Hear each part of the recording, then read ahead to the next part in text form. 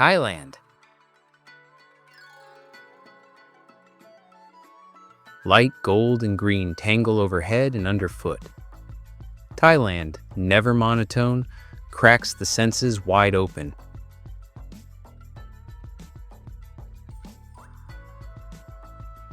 Let your gaze rise from sand-washed riverbanks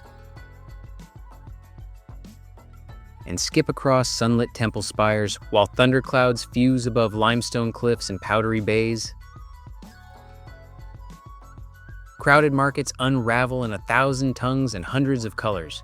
No street repeats itself across all those crowd-thick lanes. Between the city's electric veins and the country's unruly wilds hides a kingdom so rich in contrast and curiosity, it dares even seasoned wayfarers to keep guessing.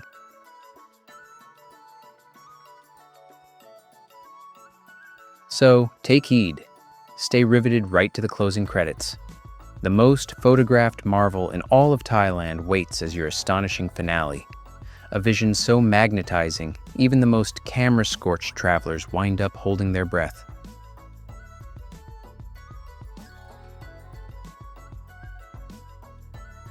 Don't flick away before then, or you'll miss the heartbeat of this verdant country's spectacle. Welcome to Thailand.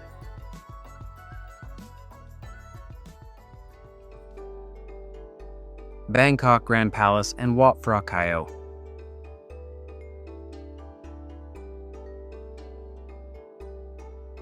You'll see the bold gold flashes first. Not a timid shimmer, but the kind that catches even the most distracted eye. Pooling light along tiered rooftops that stretch high and severe against Bangkok's uneven skyline.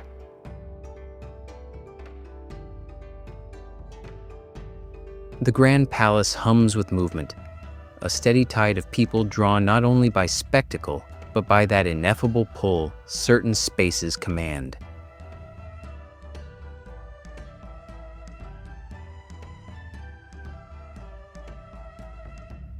Here, the walls are dense with murals colorfully telling the oldest tales of Thailand.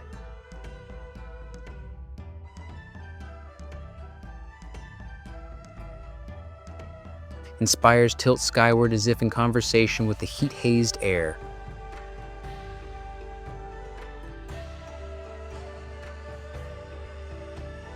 Wat Phra Khao, located within the Grand Palace compound, cradles the Emerald Buddha, small in size yet loaded with cultural gravity, its presence less an ornament and more a keeper of memory.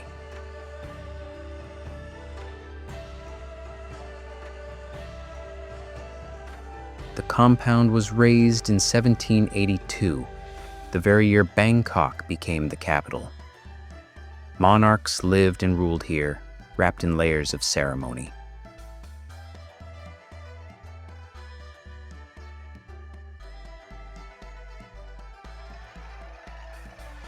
Now, the gates are open to the public, and what was once a royal stronghold doubles as both a place of devotion and a mecca for travelers to the city.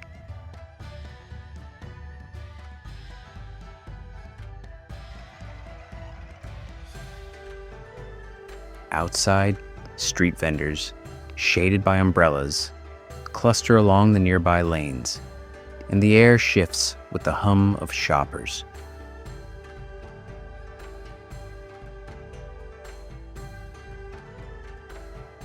Street food here, whatever its form, is some of the best in the world.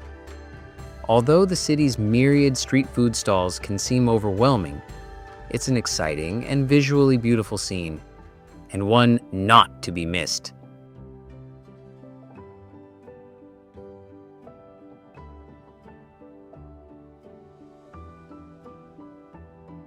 Walk a little farther, and the Mae Klong River announces itself. Ferries, cargo boats, and long-tail hulls all competing for space.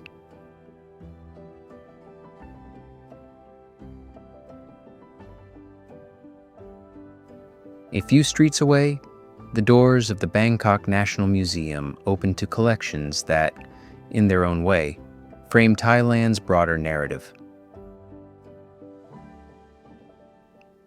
Inside, you will encounter embroidered silks, ceremonial attire, and artifacts whose designs read like open archives of past dynasties, showing how styles, techniques, and symbols evolved with the country itself.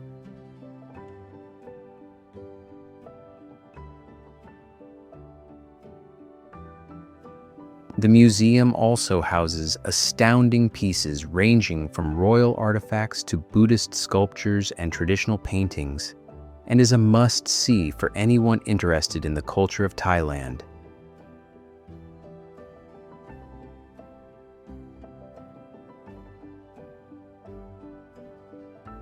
The Grand Palace and Wat Phra Khao form the core.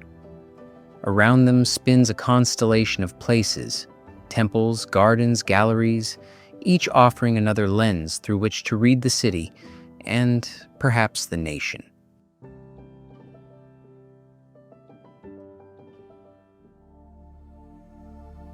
The reclining Buddha at Wat Pho, Bangkok.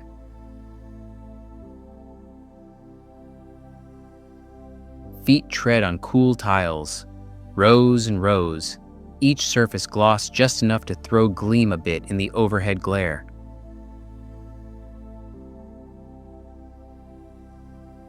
At Wat Pho's heart, the reclining Buddha stretches, enormous and regal, skin luminous and dazzling gold. The statue's face registers calm, serene but not sleepy, inviting people to slow down, to linger and contemplate the serenity and magnificence of this iconic statue.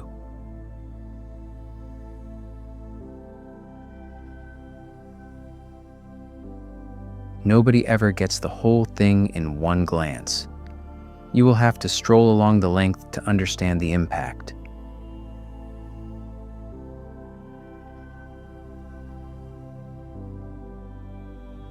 Beyond the Buddha, worshippers drift reverently from shrine to shrine. Temple life here feels active, not staged. Monks move in shadows, and the air thickens with a blend of incense and the unhurried swirl of devotion, punctuated by the sharp thrum of prayer bells.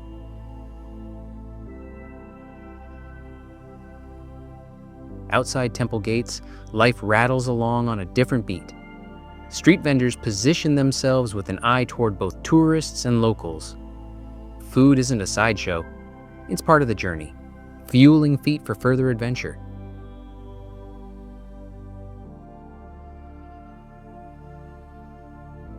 Nearby, flowers explode in piles and buckets at Pak Klong Talat. Riotous orange, purple, pink, green, every shade jostles for attention.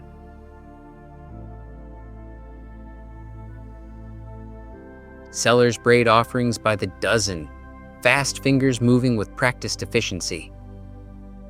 The market hums all hours, early or late makes no difference. Temples, rituals, and daily life all trace their roots back to these blooms.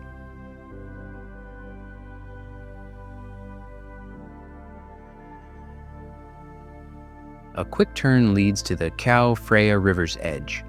Ferries, public boats, and water taxis dart like water beetles from pier to pier, revealing the layered face of Bangkok.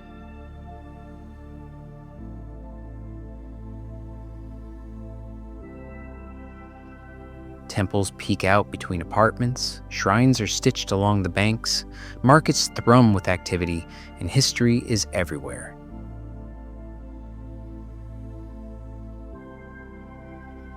Here, spirituality and practical modern life shake hands, their boundaries always a little blurred.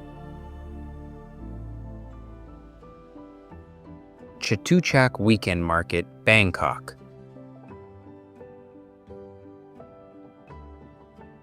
The noise of the Chatuchak Weekend Market, a layered hum made of many voices, bargaining calls, and the sharper rumble of traffic.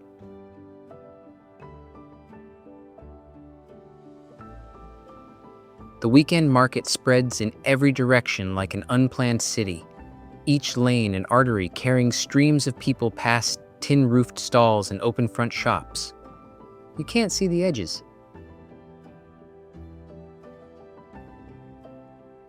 Market-goers drift between racks of patterned fabrics and shelves stacked with lacquerware crafts.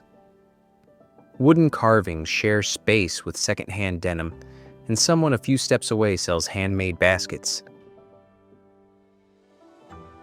Every turn brings a fresh collision of sights and aromas, none designed to match, yet all coexisting.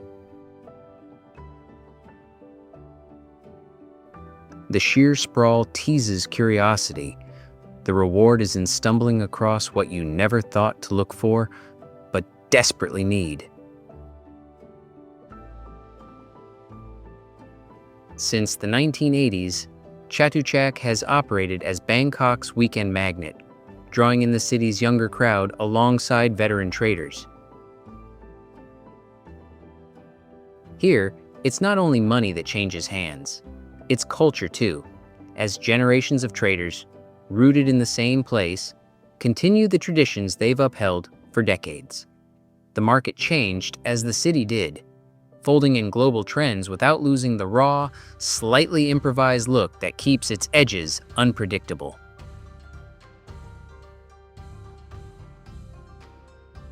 In the food stalls, plates and bowls change hands faster than one can keep track of, feeding the machine of commerce and the simple human desire to fill up on some of the best street food in the world.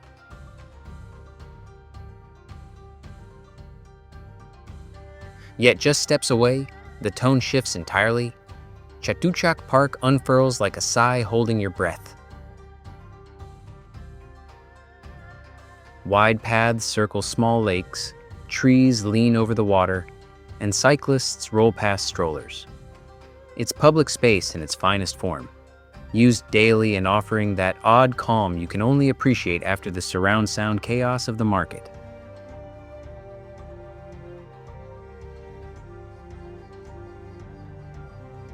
Later, when daylight starts to retreat, the JJ Green Night Market just down the street hums into being. When it opens, the JJ Green Market skews towards the retro and the restless, vintage jackets with weathered sleeves and small stages where local musicians claim their corner. The crowd here moves slower, lingering in conversation, bargaining less aggressively.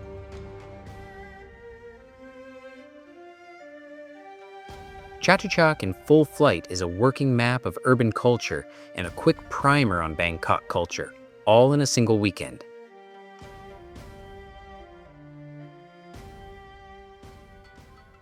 Chinatown, Yao Warat, Bangkok.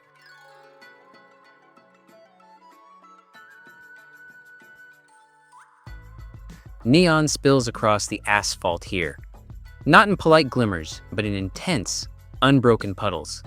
Signs layered upon signs until the eye can't decide where to settle.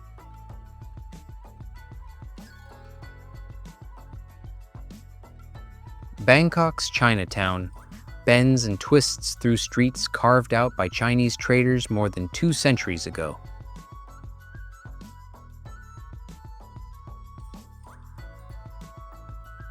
Those first merchants' blocks are filled with shophouses whose carved facades still watch over the lanes, their wood and stucco aging in uneven patterns that speak of weather, commerce, and constant human touch.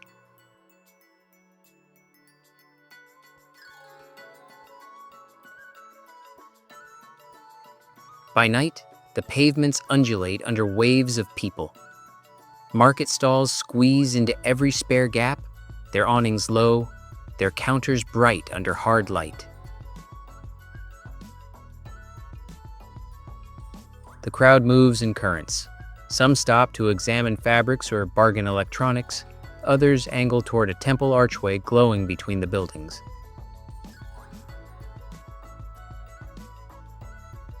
This district thrives on space used cooperatively and efficiently.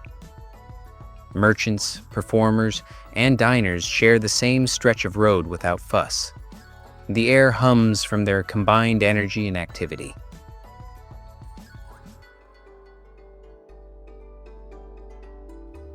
The food draws many here. but the appeal runs deeper than novelty.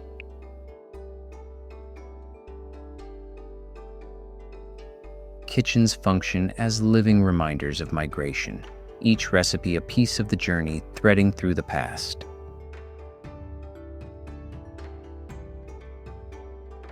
Families keep recipes and cooking methods alive, their counters becoming quiet ledgers of who settled, who moved, and which flavors endured.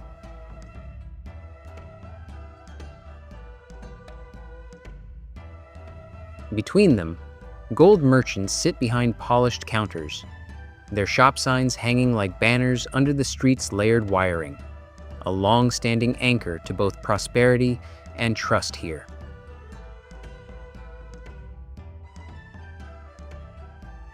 Step sideways from Yaowarat's choke points and Talat Noi changes the rhythm.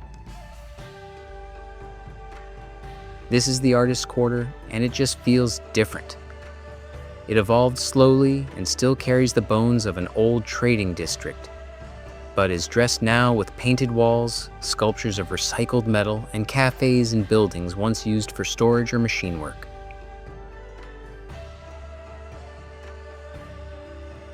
Further yet, Wat Tramit rises modestly behind plain walls. Its Buddha is the largest solid gold Buddha in the world and attracts visitors for sheer presence alone, tonnage aside, but also for what it represents. The interlacing of devotion, history, and Bangkok's role as a harbor for those seeking a new start. The temple ties together strands from several eras, each influencing the next.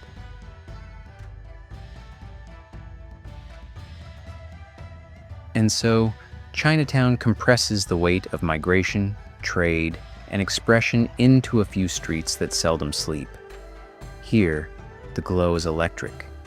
It's artistic, it's cultural, and it bleeds outward into the surrounding quarters, persuading anyone within reach to follow it just a bit farther.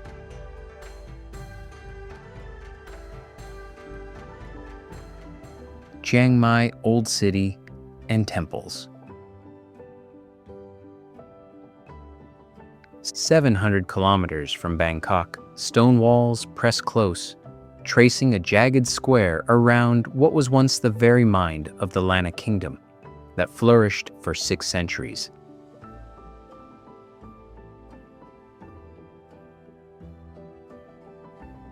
Chiang Mai's old city still boasts its tree-lined, water-filled moat. Its walls and gates stand like sentinels, reminders of a time when everything inside had to be guarded.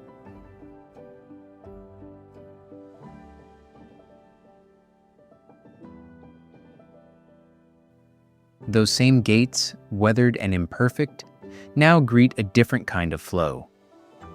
Traders, festival parades, and the churn of everyday routines.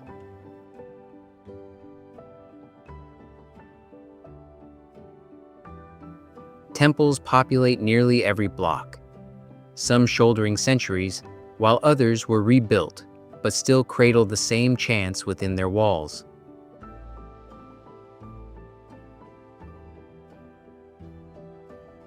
Their rooftops slice into the sky in tiers, gilded edges flashing between banyan branches.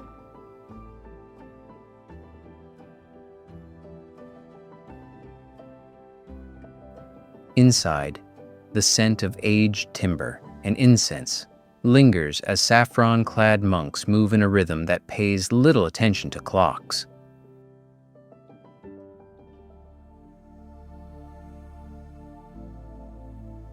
Each temple, whether grand or modest, offers its own architectural quirks, from carved Naga stairways to lion statues to carefully swept courtyards.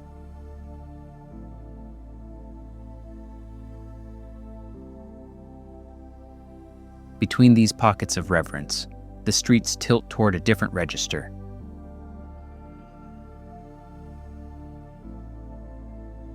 Artisan markets unfurl across plaza corners, stalls heavy with hand-woven textiles, lathe-turned bowls, or pigments ground into jars.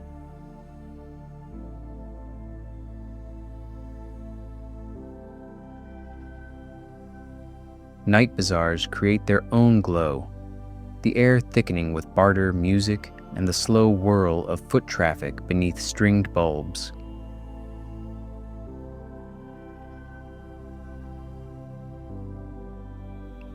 Centuries ago, this square of streets served as the capital's brain and heart. The Lanna kings looked out from here, marshaling trade routes that threaded into the mountains and river valleys.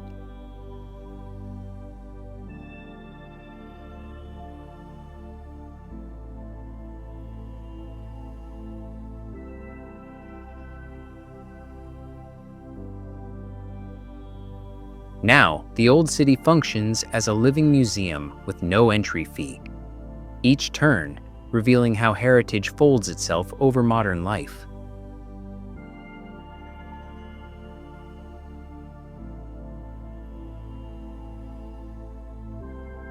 Northern cooking takes over here too, spicier and unique, working its way into the shops and the lanes. Coffee shops hide in old timber houses, their balconies doubled as observation decks over slow-moving street scenes.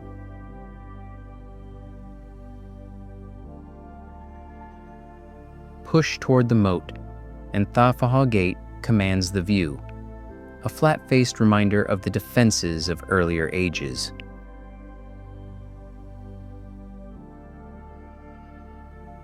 Market days spill out here, as do holiday celebrations, the wide brick expanse changed into a canvas for the city's ebbs and flows.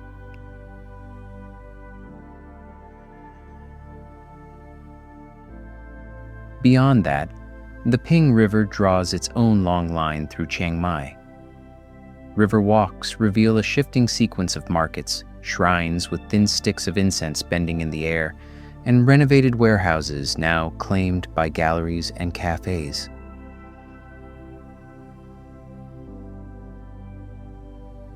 The old city centers everything: faith, trade, craft, yet lets each piece bleed into the next.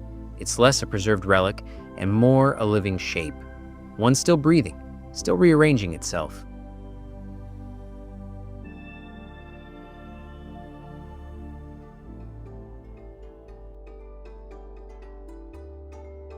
Wat Phra That Doi Suthep, Chiang Mai.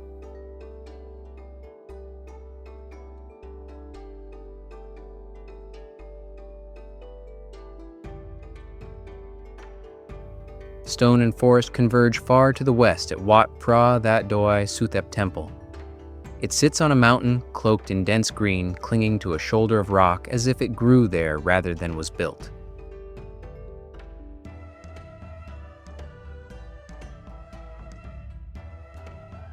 Wat Phra That Doi Suthep gazes down over Chiang Mai, its golden chedi reflecting light like a beacon to those climbing toward it.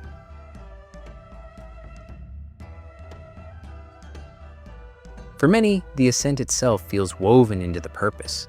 The dragon staircase, all undulating scales and pointed fangs, demands steady steps and sturdy knees.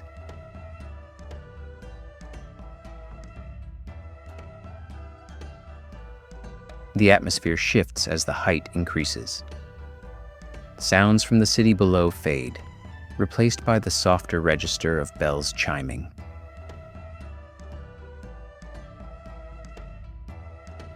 Here, ritual and landscape seem inseparable, each reinforcing the other's rhythm. Founded in 1383, this mountaintop sanctuary has acted as the spiritual anchor of northern Thailand for over 6 centuries. It is said that the site was chosen by a white elephant carrying a relic of the Buddha. The sacred white elephant stopped and passed away here, and the temple was constructed to house the relic.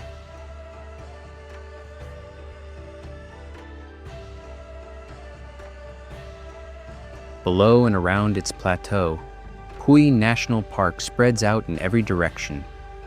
Trails slide into shaded valleys where the smell of wet earth lingers and light fractures through heavy canopy.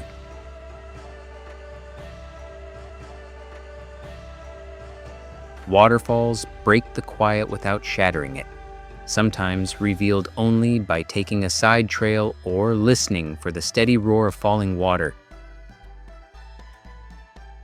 These paths offer their own form of devotion, measured in footfall and breath rather than prayer. Further out, pockets of life punctuate the slopes. Villages belonging to Hmong and Karen communities have occupied these elevations for generations.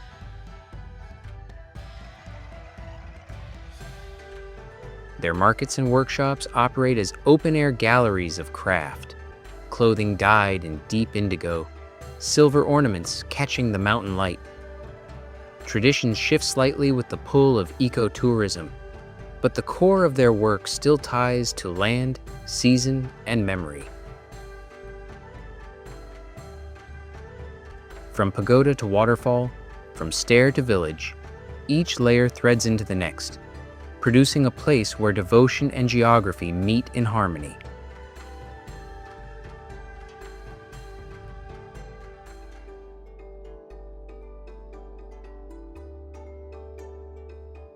White Temple, Wat Rong Khun, Chiang Mai.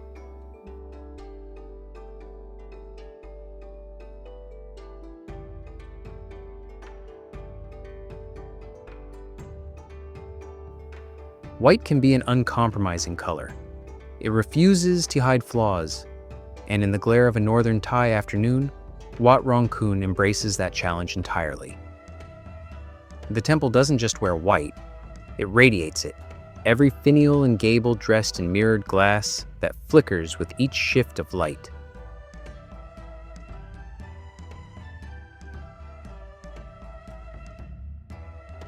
Designed and constructed by the Thailand national artist, this places his concept made tangible, a fusion where Buddhist allegory collides with modern imagination in ways that disarm and intrigue in equal measure.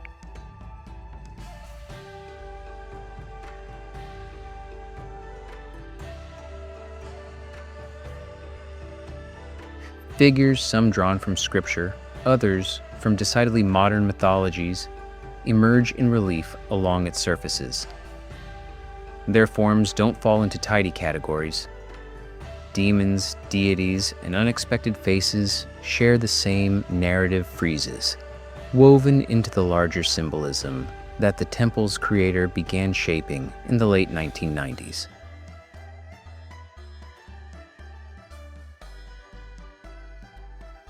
Here, traditional temple ornamentation is reinterpreted, its purpose re-examined through a contemporary lens that invites questions as much as reverence.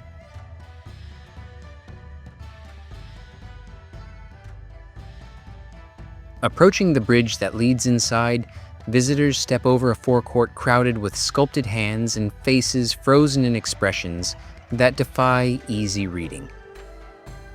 Every detail demands consideration, reflecting a worldview shaped by both ancient texts and pop culture, the sacred and the satirical elbowing one another for space.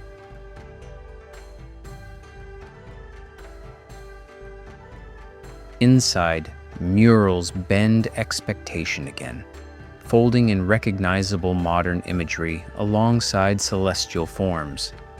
It's less a departure from Buddhist teaching than a provocative rephrasing.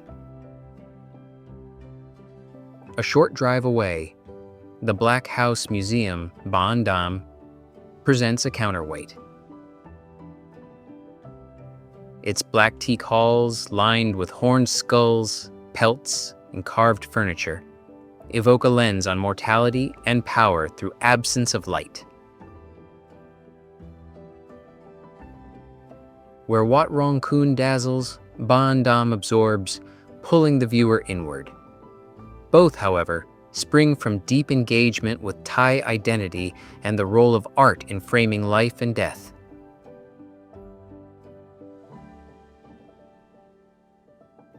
Beyond, the surrounding hills unroll in long green waves.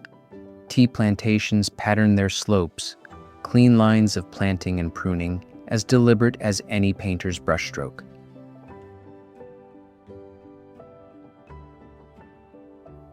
Some of these fields are part of larger projects that have shifted land use away from opium cultivation, making them crucial cultural and economic hubs.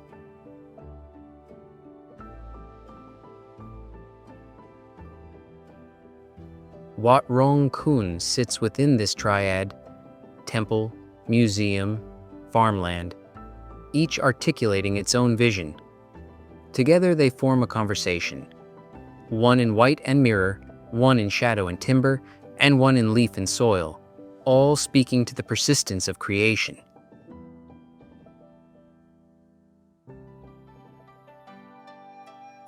Blue Temple, Wat Rong Swea Ten, Chiang Mai. Blue can carry a certain weight, deep, commanding, calming. And here in Chiang Mai, it sweeps across every wall and arch of Wat Rong Swea Ten, as if the sky itself decided to settle on stone. This temple doesn't dabble in subtlety. Gold filigree runs along door frames, roof lines, and spire tips, setting the blue alight.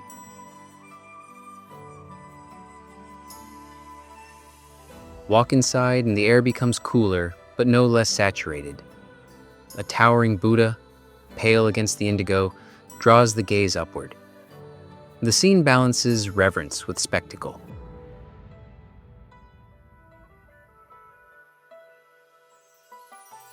Unlike centuries-old sanctuaries nearby, this one is new to the landscape, born from the same current of creative energy that gave rise to other modern Thai temples. Its design speaks to continuity as well as change.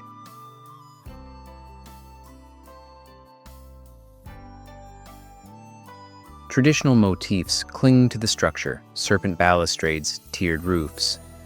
But their treatment shows the hand of an artist unconcerned with replicating the past. Instead, the work folds in contemporary inflections, cleaner lines, unexpected flourishes, colors chosen for more than symbolism alone.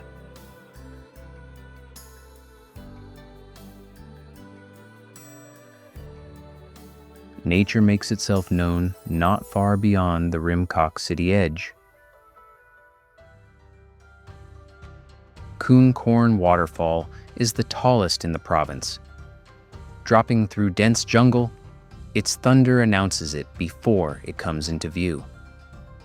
The path to the falls winds through stands of bamboo and broadleaf trees, each turn underscoring the local reverence for untouched spaces.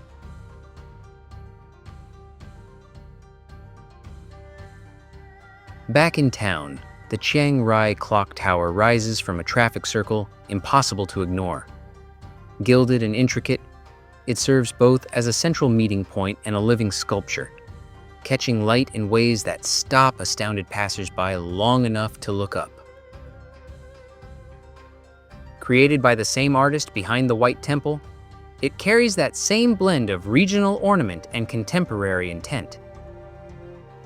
Thus, the Blue Temple sits in dialogue, its intense hue and its modern craftsmanship, between the green of the forest and the gold that marks the city's heart, part of an evolving conversation about what Thai spirituality can look like today.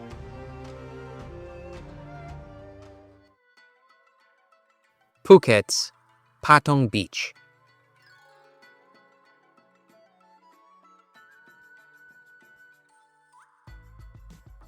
Patong doesn't so much begin as it erupts.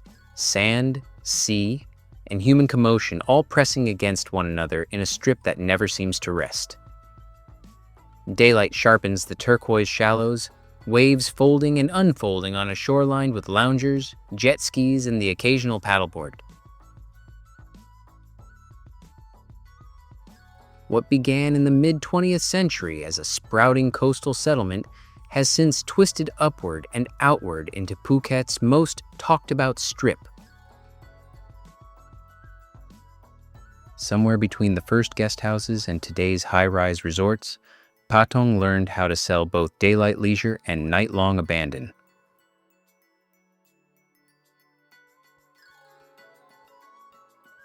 It's noisy, sure, but the noise is its currency. Every souvenir stall, seafood counter, and beach vendor is part of a constant exchange of goods, music, food, and the light bartering that oils the social machinery here.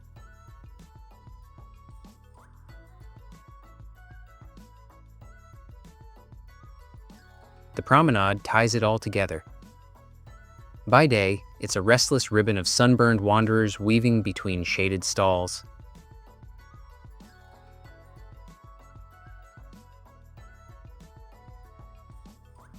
At night, lights blink in loops along its length, glancing off glossy menus in 10 different languages.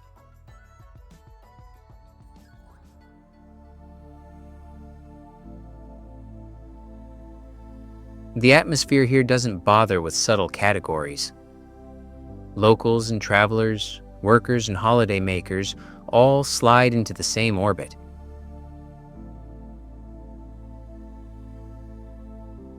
Yet, pull away from the main road, and the island reveals an alternative register.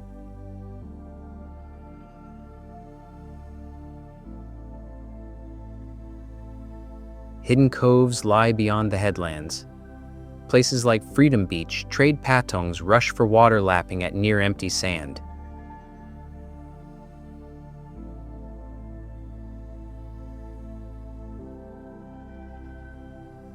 The journey often demands a climb or a boat, which only adds to the sense that such retreats belong to those patient enough to find them. The shift is immediate. Here it's just wind, waves, and the possibility of a long swim without interruption.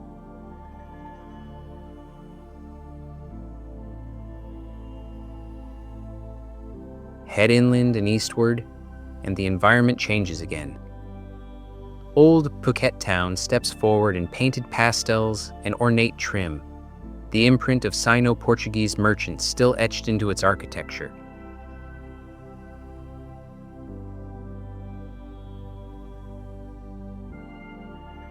Narrow streets hold mansions with carved doors, arcaded walkways, and shrines where incense coils in the warm air. Markets here move at a conversational pace, and the mix of Chinese, Malay, and European influences comes through in the very bones of the buildings.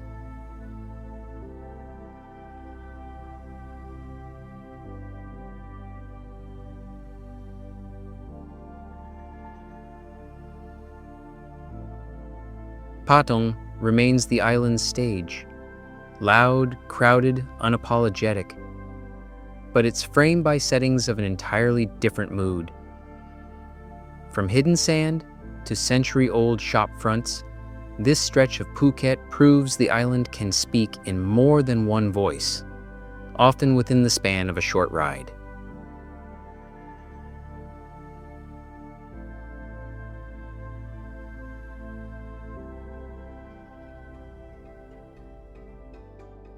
Big Buddha, Phuket.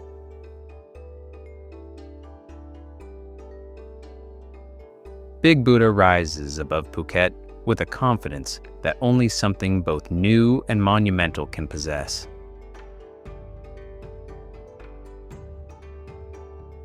Up there on Knackered Hill, the city's pulse recedes, and white marble flashes bright enough to prompt a squint.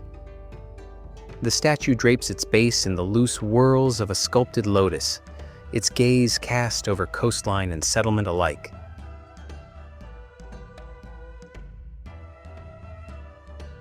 Writers who tackle this place often anchor their account in the contrasts.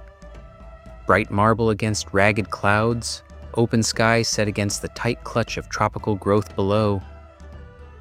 Spiritual symbolism interlaces with the very real logistics of hauling so much stone up a mountainside, all for a symbol of peace the size of a football pitch. There's a narrative in every joint and seam, in the way people pause at the tiled base to light incense or bend heads beneath garlands that serve both as offering and decoration.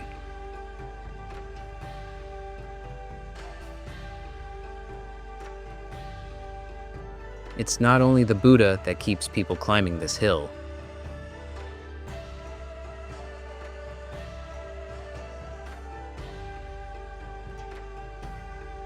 Trails snake out in several directions, some busy, others vanishing into denser green. Walking these paths becomes a meditation of its own, footfall marking the passage from development back to the rooted island earth.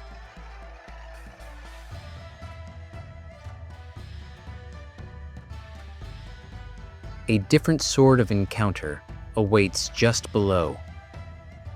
Local elephant sanctuaries are now engaged in the admittedly complicated work of repairing a human-animal bond strained by years of labor and spectacle. Here, visitors rethink what it means to witness elephants up close, trading quick rides for narrations of care and cautious optimism. The shift from show to sanctuary reflects broader questions, ones that demand more than token gestures and easy fixes.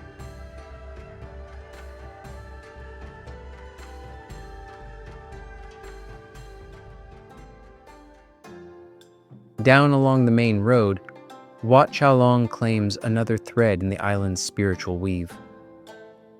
The dome housing the Buddha relic rises not with the drama of the Big Buddha, but with carved facades and corners dense with relics and painted memory.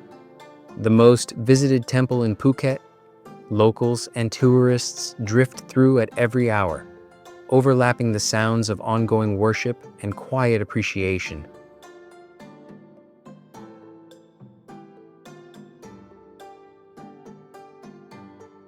From summit to shrine, every turn near Big Buddha carries the imprint of the island's search for both solitude and connection.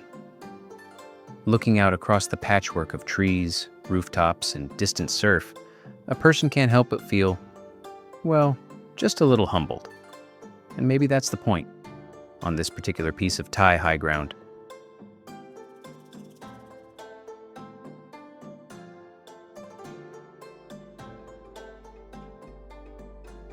Phi Phi Islands and Maya Bay.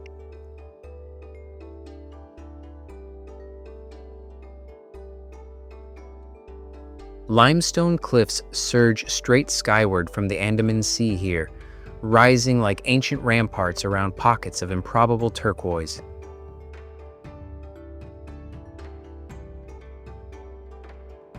The Phi Phi Islands move between spectacle and intimacy in the span of a boat ride.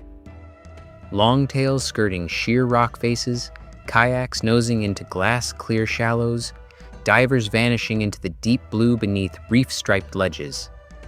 Where the water thins onto sand, the line between sea and shore blurs.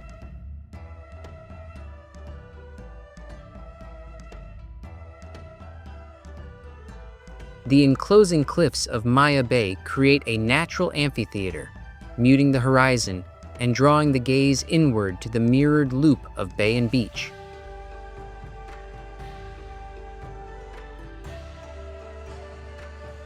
While the fame of movies shot on location here brought curious waves of day trippers, it also forged conversations about conservation, closing and reopening the bay in response to the needs of coral and marine life. It has become not only a postcard, but a case study in how fragile beauty and heavy tourism can wrestle over the same ground.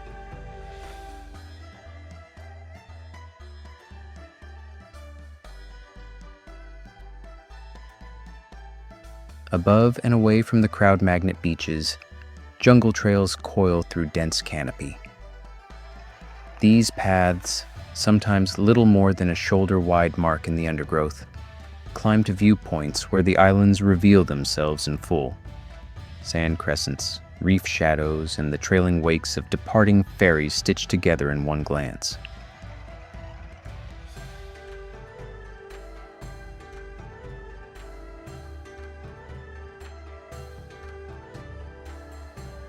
Up here, the noise recedes to the whisper of leaves and the odd call of a seabird. The sea remains in view, but the tempo changes entirely.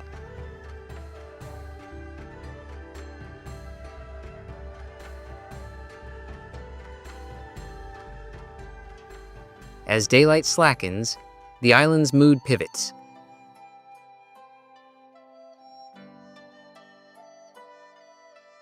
PP's nightlife doesn't bother with gradual transitions.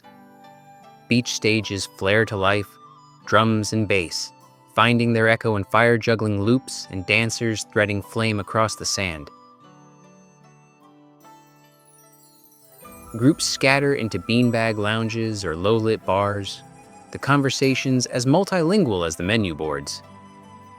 These night performances carry both artistry and improvisation, stitched into the rhythm of tides and tides of people. Weaving through it all, beach bars serve as the social tide pools of the islands. Backpackers collide with luxury resort guests over the same view. Locals move easily among them, and each table feels like it might last the evening or just a single shared drink.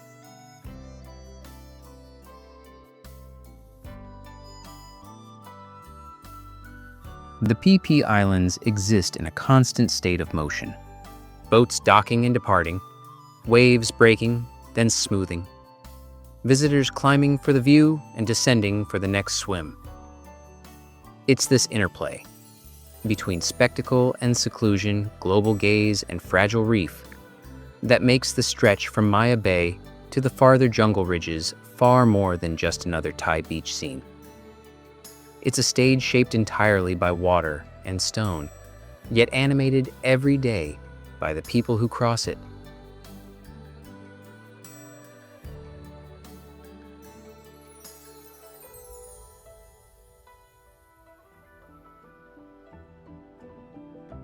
James Bond Island, Khao Ping Can, Anga Bay.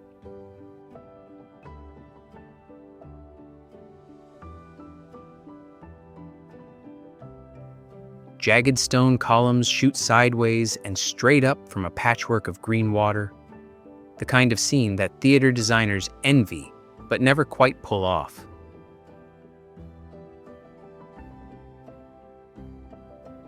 James Bond Island was caught in the net of pop culture when a certain film crew landed here in the mid-1970s. The limelight bothered the locals not at all. The boats still drift and tie up in the same old spots, while day trippers crane for an angle snagged first by cinema's lens.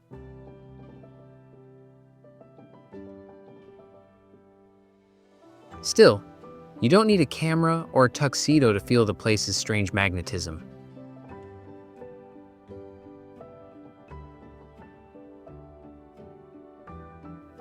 The island itself is all angles, sheer faces lined with trailing roots, caverns yawning at the sea's edge, shallows manipulated by the shifting appetite of the tide. The water oscillates from clear jade to dull green depending on the sky's mood.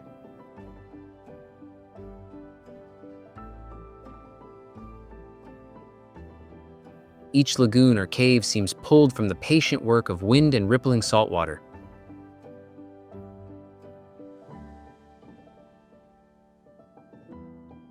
Local longtails navigate passageways like they've been at it since the bay was brand new, ferrying tourists, goods, and the sort of real-life news that never quite makes it to the guidebooks.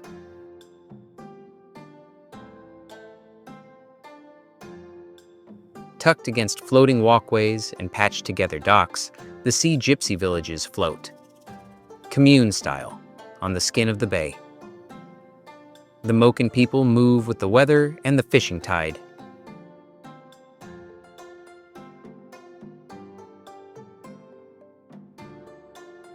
Their homes, built over water, patched together from wood or poly sheet, remind everyone how adaptation isn't just biological, it's cultural too.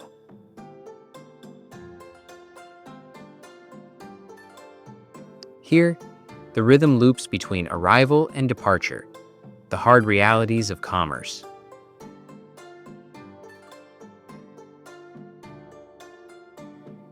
Floating restaurants ride the inlets at the edge of the main tourist routes.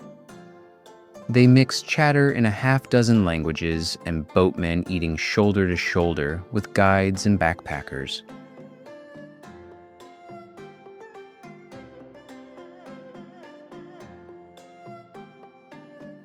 It's messy, honest, and synchronizes perfectly with the scatter of plastic chairs, and the undulating planks beneath your feet.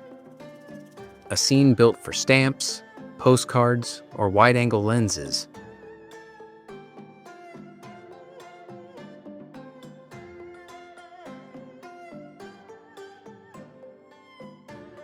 More than just a set for cinematic heroics, James Bond Island acts as a weirdly democratic stage.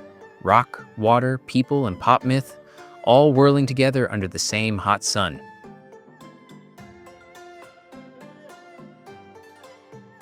The whole of Phang Bay keeps the drama moving, one boat wake at a time, and then on to whatever unexpected marvel lies across the water's next quicksilver fold.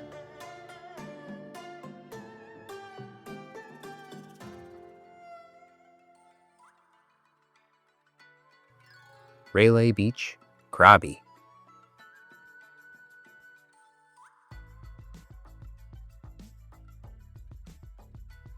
Cliffs rise here like vast stone curtains, their surfaces striated and weather-scored, as if the sea and wind have been negotiating over ownership for centuries.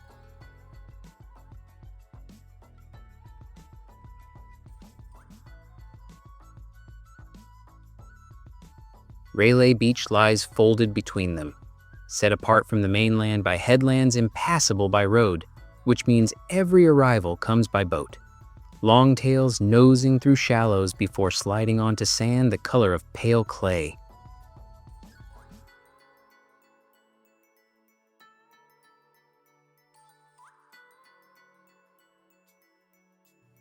This separation is simply part of the contract.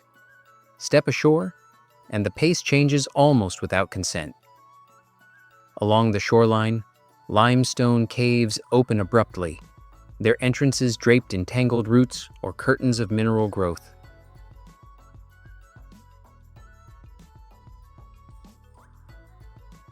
Inside, the light turns diffuse, shapes and textures emerging unpredictably from the walls.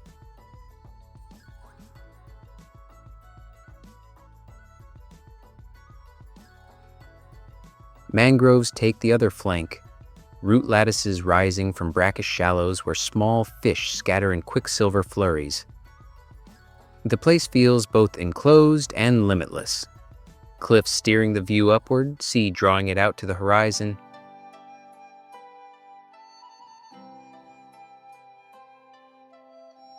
Since the 90s, climbers have treated these cliffs as both a challenge and cathedral.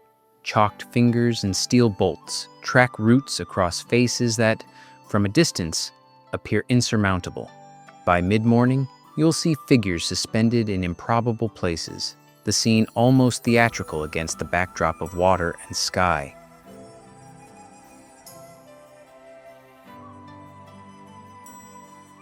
Yet the same rock that lures climbers shapes the rest of Raylay's appeal. Its beaches, its caves, its views from every raised path.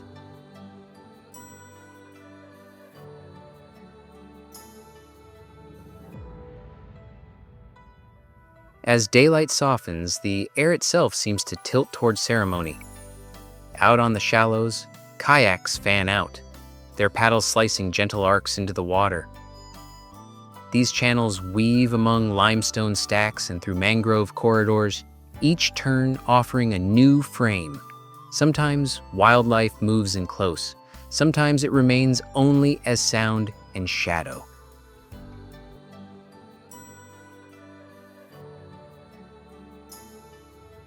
Push inland and the pathways narrow into tunnels of green. The jungle hiking routes rise and twist, trading salt air humidity for the thick scent of damp earth. One trail breaks out onto a ledge with a view that catches the entire sweep of Railay in a single glance. Sand to stone to sea. Another slants down toward a lagoon hidden so completely by the cliffs that it feels dreamt rather than found. Each route carries the sense of moving between worlds, beach to forest, exposure to enclosure. By night, the bay occasionally flickers with the ghost light of plankton stirred by swimmers' feet, small constellations scattered in water instead of sky. Raylay's magic doesn't demand schedule or spectacle.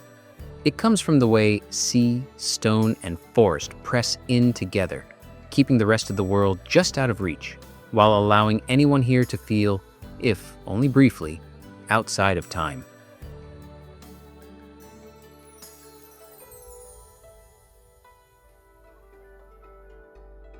Khao Sok National Park and Chao Lake.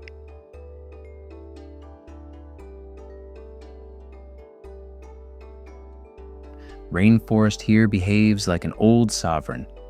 It doesn't rush for anyone.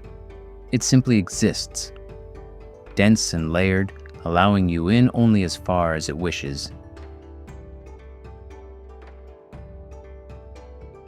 Khao Sok National Park stretches across a sweep of southern Thailand, where limestone cliffs rear from the green like petrified waves. Between them, Chao Lake pools into long fingers of still water, its surface shifting between glass and shadow depending on the light.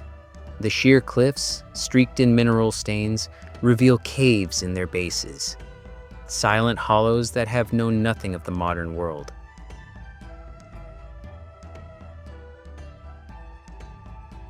From the earliest light of day through the weight of heavy noon, the jungle operates at its own volume.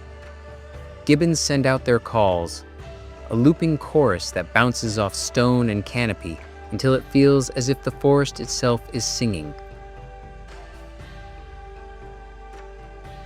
Birds you've never seen elsewhere arc between trunks slick with moss. Beneath your feet, the ground alternates between tangled root and dark loam. Each step feels like you're walking across a living network. Trails snake deeper, narrowing until you understand what ancient jungle truly means. Not in years alone, but in the sense that life here has been refining itself for longer than we can really measure.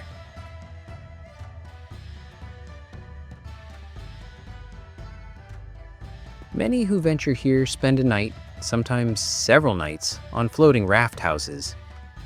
They ride the lakes quiet in the small hours, anchored between towering karst cliffs that seem to close ranks once darkness sets in.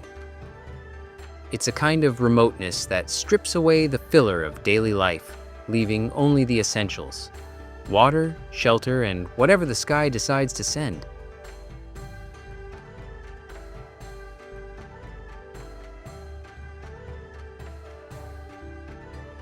Canoeing the back channels draws you face to face with the park's subtler theatrics. Limestone sentinels slide past at arm's length while wildlife appears and disappears in the corners of vision. The arch of a hornbill's wing, the ripple of something unseen just beneath the surface. Some visitors speak of meeting the forest here, others find it's more a negotiation.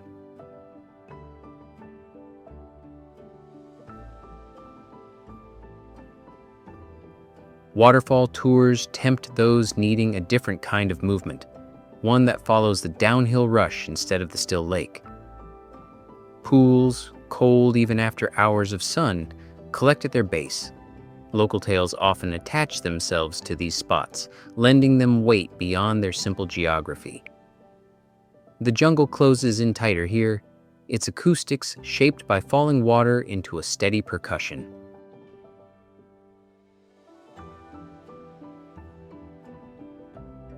Khao Sok remains one of Thailand's oldest protected landscapes, and yet it feels less like something preserved than something still in progress. From lake to limestone, canoe to cascade, it's a place that doesn't hand itself over easily.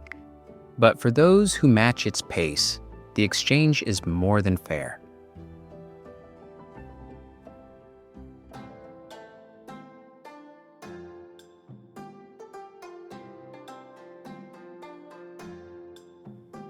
Emerald specks scatter across the Gulf of Thailand, each one a fragment of limestone rising from a sea that shifts between jade and deep cobalt. This is Ang Thong Marine Park. 42 islands gathered close enough to feel like a single place, yet far enough apart to keep their own secrets. Sheer cliffs shoulder into the sky, their bases fringed with mangroves and pale strips of sand, while higher up, dense foliage clings to slopes as if resisting the pull of the wind. Boats weave in and out of narrow passages, their wakes briefly marking a surface otherwise ruled by tide and weather. Step ashore, and the terrain changes in sudden bursts. Flat, palm-edged beaches give way to limestone ridges that demand both muscle and attention. Trails to the viewpoints coil steeply upward, carved in part by human hands, in part by goats and rain runoff. The climb rewards patience. From the crest, dozens of green islets knit themselves into the horizon, separated by blue-green lanes where fishing boats drift like dropped pins on water. Beneath the surface, coral reefs frame the edges of several islands, colonies of branching, fan-like, and boulder forms hosting fish that flicker like moving shards of glass. Snorkelers trail over them, bubbles swirling upward, eyes fixed on the slow choreography below. Beauty here comes with fragility. Guides often remind visitors that a misplaced fin stroke can undo decades of growth. That reminder sits alongside vigilant conservation efforts that pair tourism with the protection of the very reefs that draw it.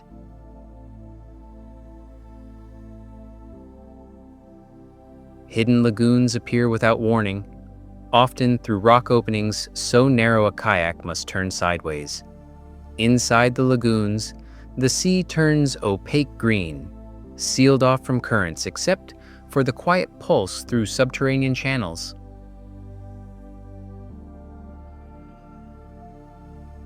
Thong was declared a national park in 1980 to safeguard both its land and marine ecosystems. That decision froze large-scale development, letting the area retain a rawness that's increasingly rare.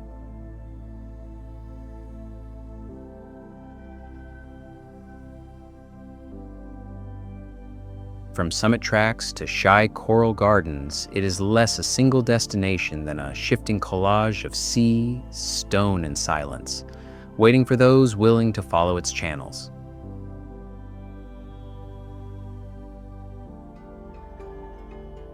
Chao Beach, Koh Samui.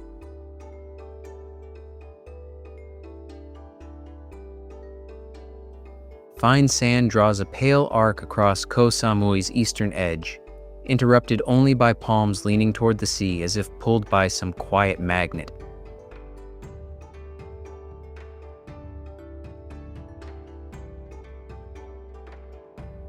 Chao Beach wears its popularity unambiguously. Resorts press close to the shoreline, and gentle swells carry paddleboards, swimmers, and the odd kiteboarder cutting diagonal lines into the blue. The water invites without challenge, warm enough for lingering, clear enough to see the shifting shapes of small fish beneath.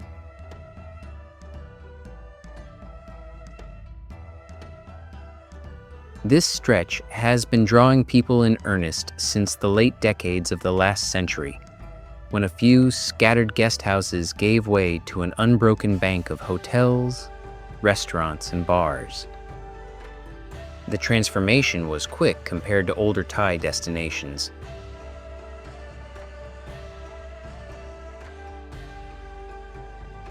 By night, the same promenade that feels unhurried under the noon haze catches light from dozens of signs, music climbing over itself in layers, and groups spilling from open front venues into the warm coastal air. The beach itself remains constant. Classic palm shade edges the sand, waves fold over one another in repetitive grace, and offshore, the horizon keeps its low, unbroken line.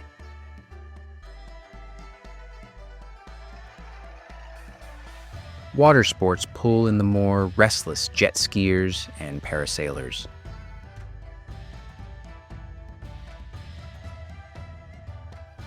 while others opt for the measured indulgence of shaded spa terraces that seem designed for losing track of time. Chowing excels at holding both energies without letting them collide.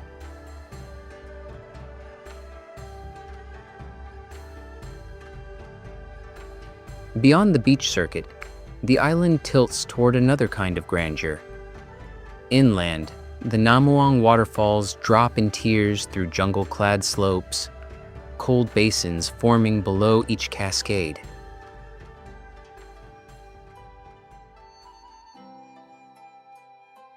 Sunlight fractures on the moving water, then disappears under the canopy before returning in flashes.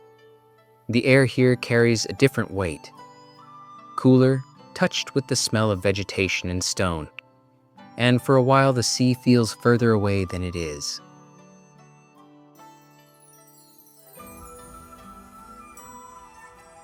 Scattered across the island's spines and bays, temples sit slightly apart from the bustle. Some rise gilded and symmetrical. Others rest in quiet compounds with painted shutter doors, serving both as places of devotion and as slow-draw encounters with the island's layered culture.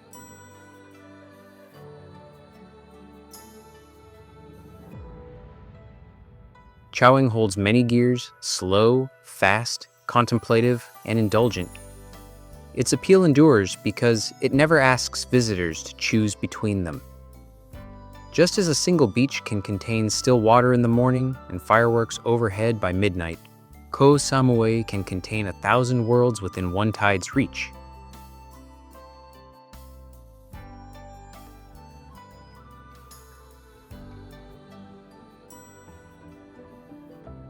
Ayutthaya Historical Park.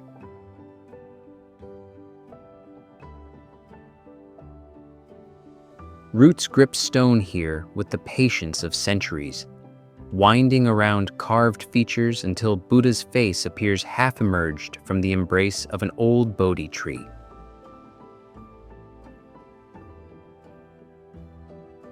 Ayutthaya Historical Park sprawls across the bones of a city that once ruled an entire kingdom. Its moats and wide avenues laid out for a greatness that war and time eventually pared down to silent forms.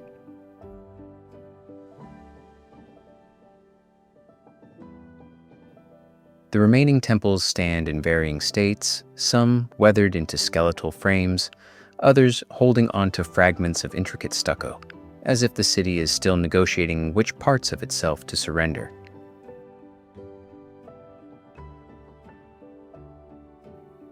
Worn brick towers lean toward the river breeze, their measured decay oddly dignified. Paths skirt clusters of columns, each one casting a shadow longer than its height, as though stretching to catch what light it can. Between them, the ground is uneven, full of shallow impressions of long-vanished structures.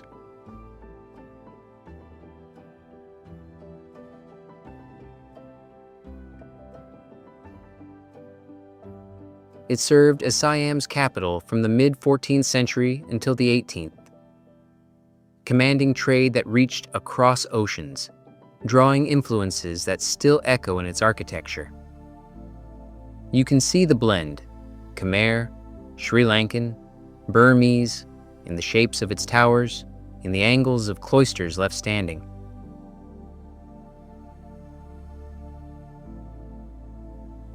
The city's former wealth is no longer measured in gold leaf or spice traffic, but in the scale of its remains.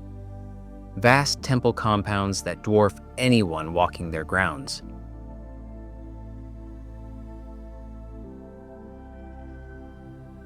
Along one path, a low wall gives way to the riverbank, and another layer of Ayutthaya emerges.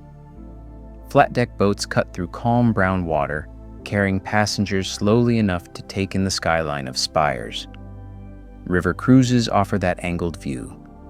Temples rising directly from the edge, reflections rippling underneath, turning the entire site into a moving panorama.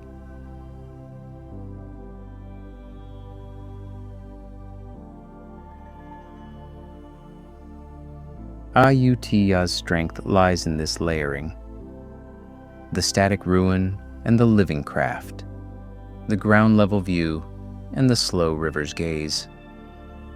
It's less a sight frozen in the past than a long conversation between what endured, what adapted, and what quietly slipped away.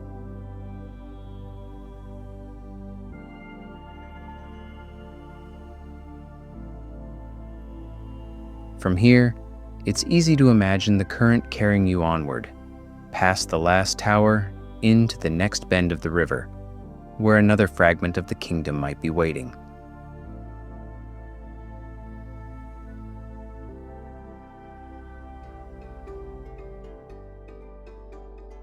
Sukhothai Historical Park.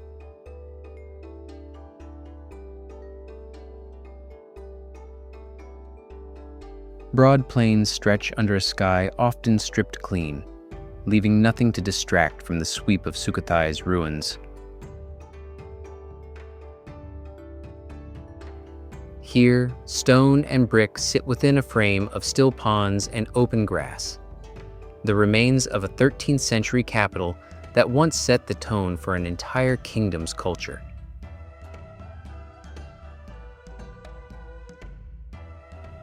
Moats lap quietly against embankments once designed for defense, while causeways lead to temple platforms crowned with chedis that taper upward into the air. Each structure holds its own posture, some upright and precise, others collapsed into patterned heaps.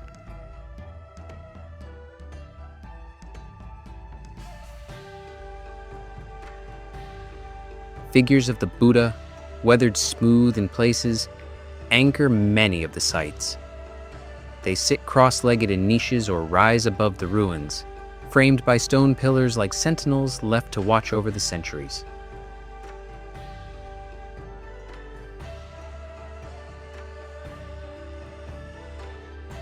Between them, walking trails carry visitors past stretches of water where birds skim low, and along tree-lined avenues that thread the park's sections together. The vastness creates a pace here that enforces reflection.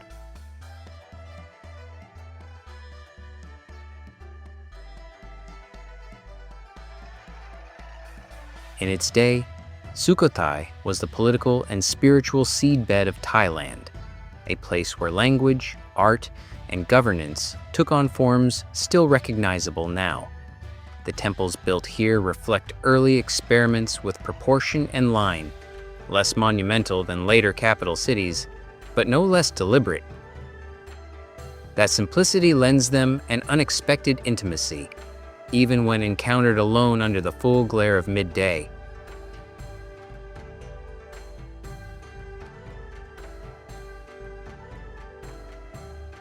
Beyond the park boundaries, life folds into quieter traditions. Artisan villages in the surrounding countryside work clay into pots, or coax threads into patterned cloth on wooden looms. The sound of the shuttle knocking from side to side feels like part of the region's natural vocabulary.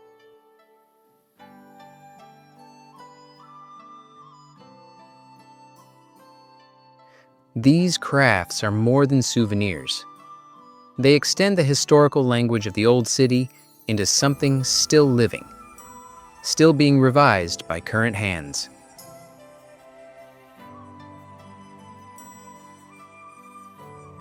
When festival season arrives, the ancient ponds and temple walls become part of a different ritual vocabulary. During Loi Kra Thong, hundreds of lanterns drift on black water, their reflections trembling in the current, while fireworks rise into the air until they vanish among the stars.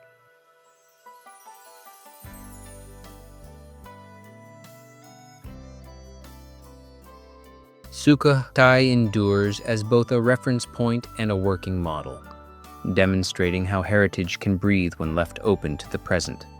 Cycling away from the park, with the towers receding behind the trees, you carry not just an image of the place, but the continuity it quietly insists upon.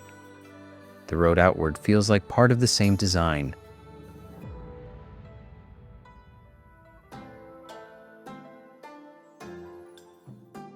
Erawan Falls, Erawan National Park.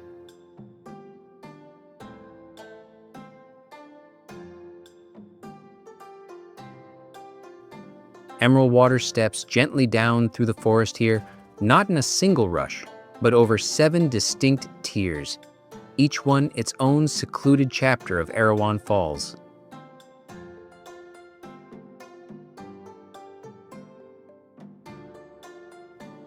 Rock shelves, worn smooth by decades of water, hold clear pools where light drifts in broken fragments through the canopy. Some spill narrow and quick, others fan wide, thin veils slipping into mineral-rich basins the color of glass tinted with jade.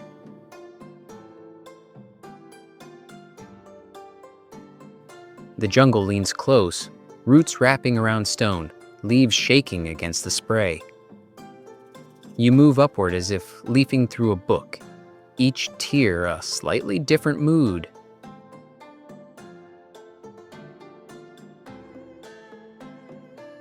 The surrounding forest in Erawan National Park is no mere backdrop. It is a habitat in constant negotiation.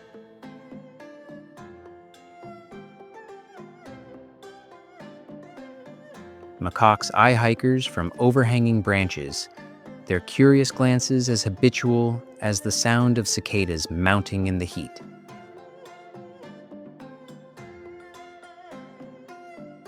Birds break the green with streaks of color, then vanish again, leaving only their calls suspended in the air.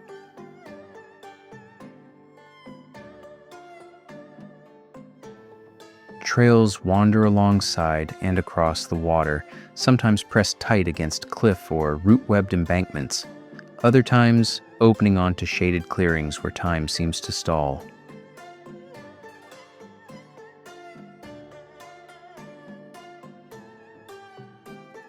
Declared a conservation area in 1975, the park's mandate extends beyond protecting waterfalls.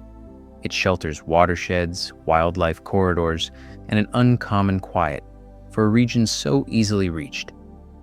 The respite it offers, away from streets and screens, feels welcome, and it works on you slowly, tier by tier.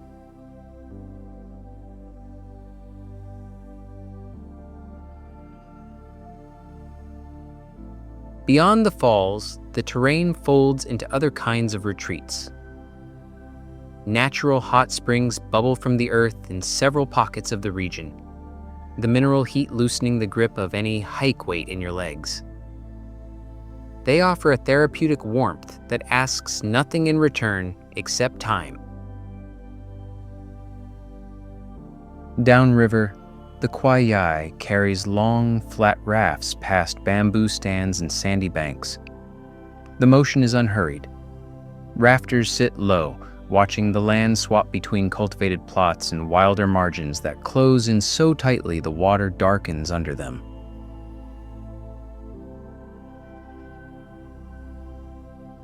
Not far off, steel girders reach across the river in an arc known worldwide, the bridge on the River Kwai. Its riveted span ties together wartime memory, engineering, and the current that still slips beneath it. Crossing on foot slows the experience until every beam and truss comes into view, the rails ringing faintly beneath each step. Erawan Falls is the draw, yes, but it's part of a larger story of water, stone, and human culture stretching across this corner of Kanchanaburi.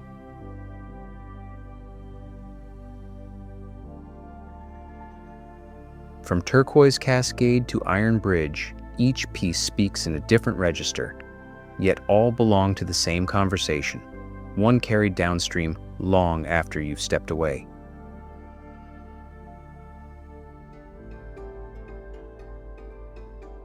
Waterun, Temple of Dawn, Bangkok.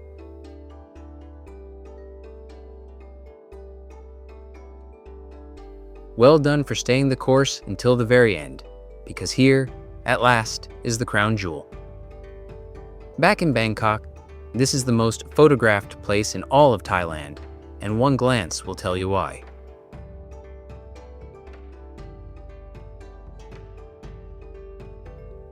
Wat Arun, the Temple of Dawn, stands with one foot in the river and the other in half a millennium of history. Its prang towers sheathed in countless shards of porcelain that catch and scatter light in every direction.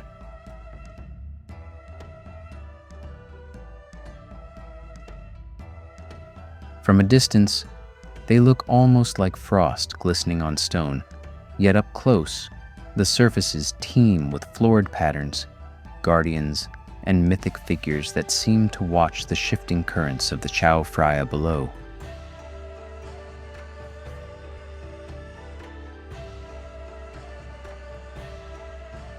The temple's origins run back to the 17th century, but it was the grand reconstruction of the early 1800s that gave it its unmistakable silhouette. The central prang climbs with geometric insistence, tapering gracefully toward its crown, flanked by 4 smaller towers that stand like an honor guard.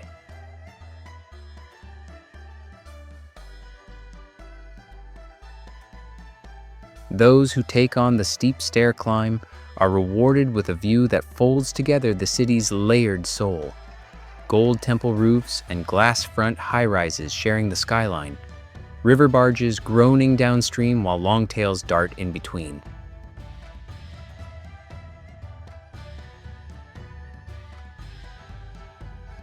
The water is part of this temple's being. Step back to the ferry pier, and you see the whole structure doubled in reflection, the river's ripples breaking and stitching the image together. The Buddhist rituals here, monks pacing in saffron robes, the low tone of chanted verses, feel neither staged nor closed to outsiders.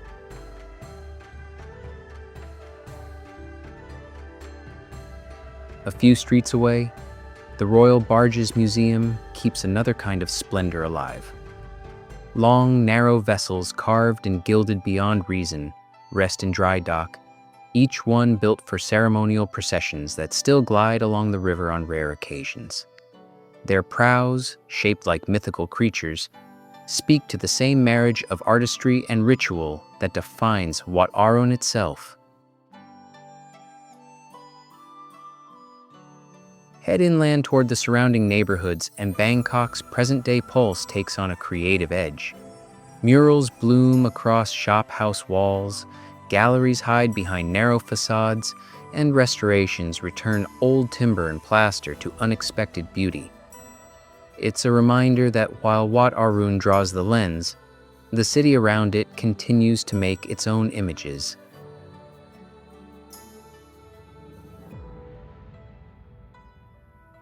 And for those willing to push deeper into Bangkok's watery heritage, the canal tours unravel an entirely different script. Wooden houses on stilts lean toward the water, small shrines peek from between them, and the boundaries between old and new dissolve at every bend.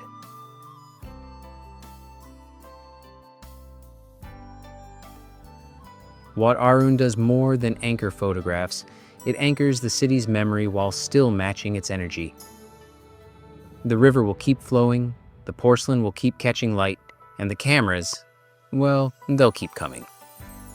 Yet in standing here, none of that feels hurried.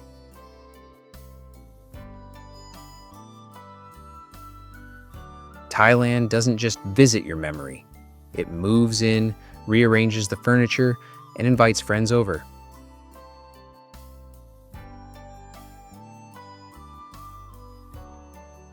You'll leave grinning, luggage heavier, heart lighter, already plotting the next quick return.